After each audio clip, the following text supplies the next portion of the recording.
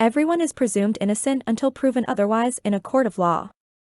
This video is based on our own opinion and theory and is not yet proven by fact.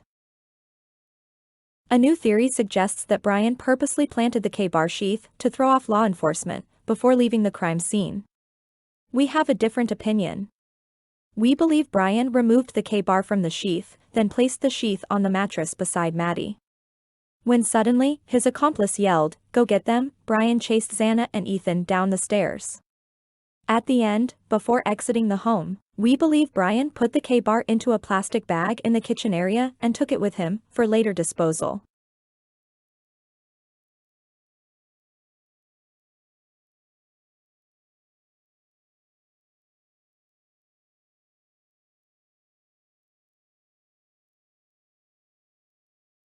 Bryan then sped away in his white Elantra. But instead of going west towards his apartment in Pullman, he traveled south on 95 towards Janice. We'll explain why.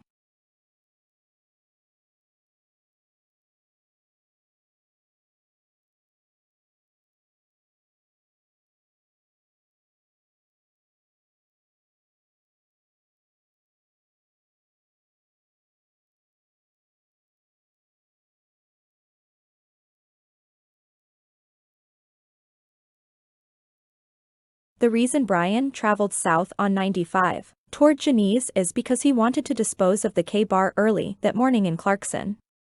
We believe he decided against it, just in case he was pulled over and questioned by a Clarkson police officer, while in possession of a KBar covered in DNA. We also believe he was nervous, and his appearance and clothing were disheveled and blood-stained. So, Bryan decided to take 195 north to Pullman. After arriving home, Bryan's mission remained the same: to dispose of the weapon in his possession. But now, after taking a shower and cleaning the weapon, he looked presentable, and wouldn't be concerned about any possible traffic stops. But there was a big problem. This is when he realized the KBar sheath was missing.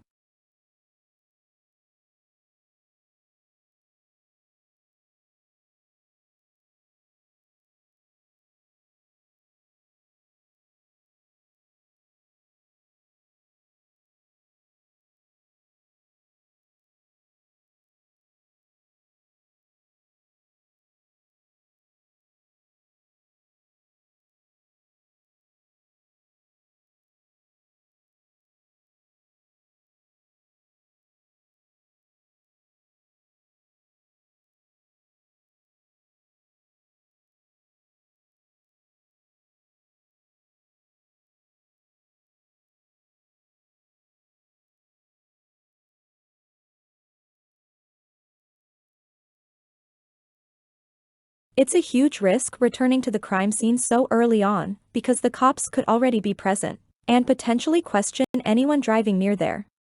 But Bryan was allegedly very desperate to find that missing sheath.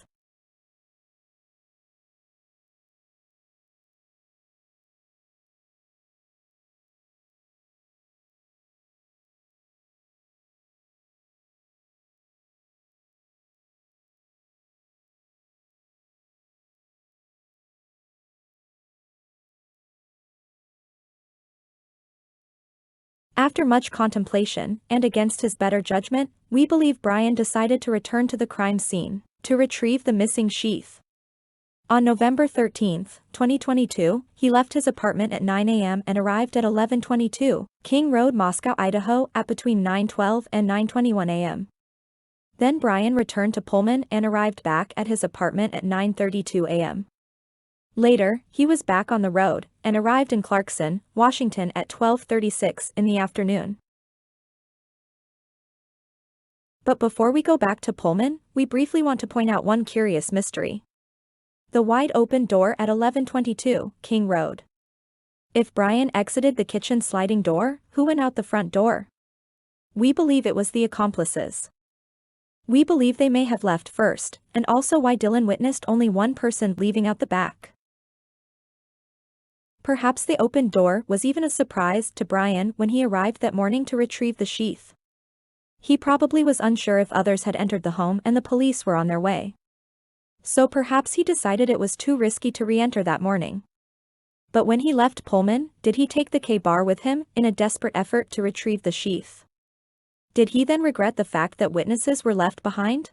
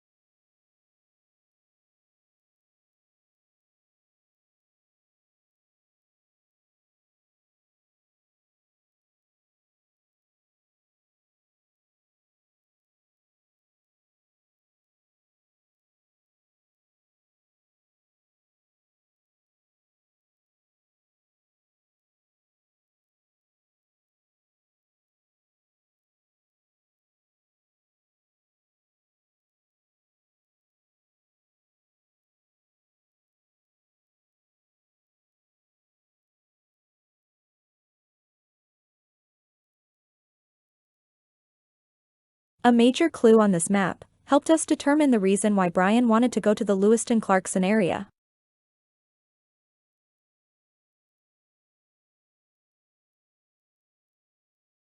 It was the Snake River.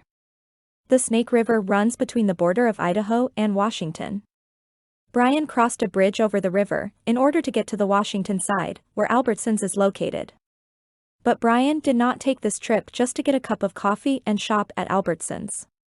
We believe the Snake River was where Bryan allegedly disposed of the KBar weapon. And we believe he intended to dispose of the sheath along with it.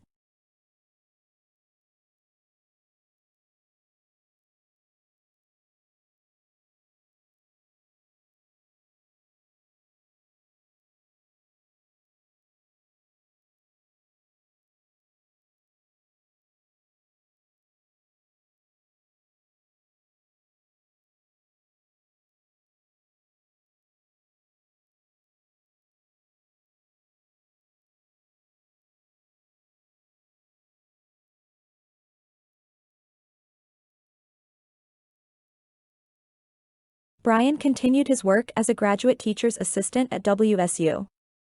Some students reported that his demeanor had changed after November 13th, describing him as preoccupied, quieter, unshaven, more generous with grading, and less well-kept.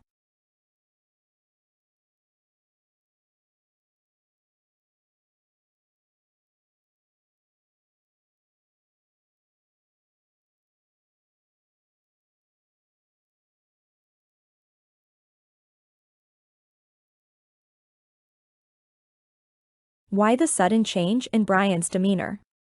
Was it due to remorse? We don't think so. Bryan once said about himself that, quote, "I have no emotion. And I can do whatever I want with little remorse." He also said that if he looked into the face of his own sister, he sees nothing. So, we believe his demeanor changed only after law enforcement announced their interest in locating a white Elantra and a KBar-style fixed blade knife. His worst nightmare came true. They discovered the missing sheath. A sheath he didn't mind handling with his bare hands, because he fully intended to take it with him, rather than leave it behind by mistake. Finally, Bryan is not naive enough to believe that law enforcement would be thrown off one iota by him planting a knife sheath with a United States Marine Corps insignia. Bryan knows that law enforcement is aware that there are tens of thousands of Army and Navy surplus stores throughout the United States. 3 in Pullman, Washington alone. So, virtually anyone can purchase a Marine Corps KBar sheath, such as the one found. This is our humble opinion. We appreciate the likes and our new subscribers. And we are hoping for many more to help our channel grow.